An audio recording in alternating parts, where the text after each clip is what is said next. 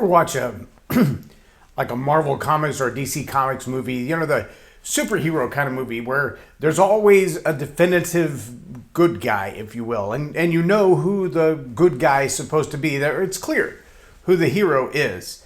And so you kind of root for the hero from the beginning to the end, right?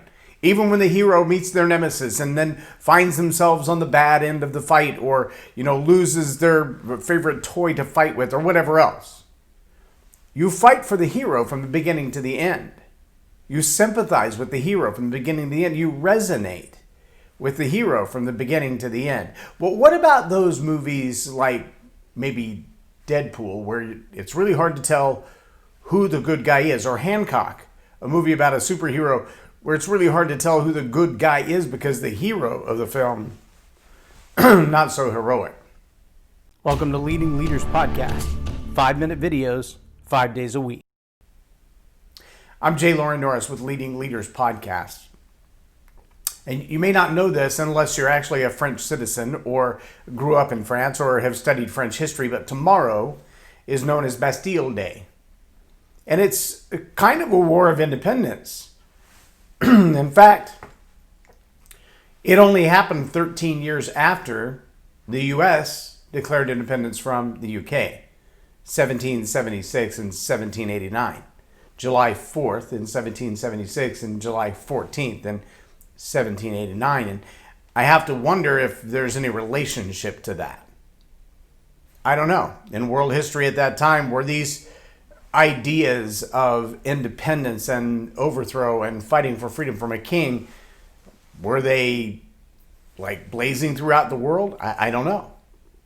What I do know is that there was a tipping point where the people of France, the peasants with pitchforks, if you will, decided to storm the government offices, and one of the rulers of the day was held up in a prison called the Bastille prison, which was basically an old castle that had been converted to a then modern day prison.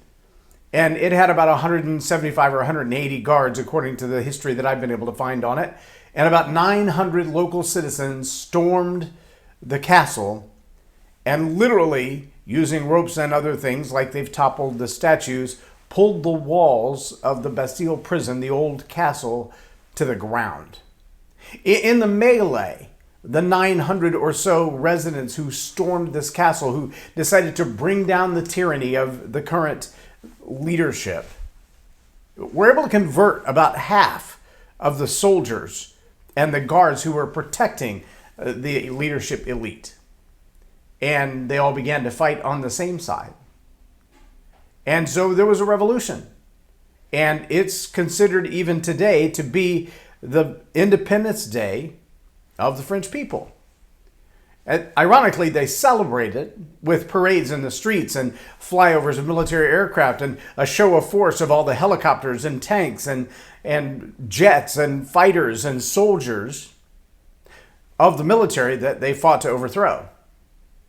So my question, though, is when you think about the hero, the good guy, the triumphant one, when you think about what's going on in America and even around the world today, protesters or rioters or both, or the common man sitting on the sidelines watching it all happen, or the political leadership, regardless of which side of the aisle you're talking about, where do you resonate?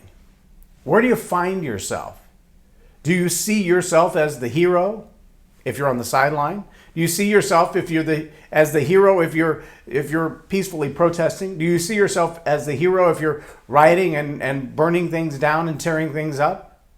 Do you see yourself as the hero if you're a political leader fighting to keep things status quo? I don't know the answer to that question for you. I'm just asking you as a leader, because you are influencing people, you are having conversations with people, they are monitoring your opinion. They're watching what you post on Facebook and what you say around the house. They're getting a read from you as to which side you land on. And I'm just curious, when you see these things happening, where do you find yourself? Do you find yourself resonating with the rioters, with the peaceful protesters, with the silent sitters by, or with the leadership who's trying to maintain status quo? I don't have an answer for you. But I do think it's imperative that you have one for yourself. It's absolutely critical that you know where you stand, because there are a lot of people watching you. A lot of people who are asking you, if it matters, why does it matter? And where do you stand on this? I'm Loren Norris with Leading Leaders Podcast for Tell It Like It Is TV. Have a blessed day.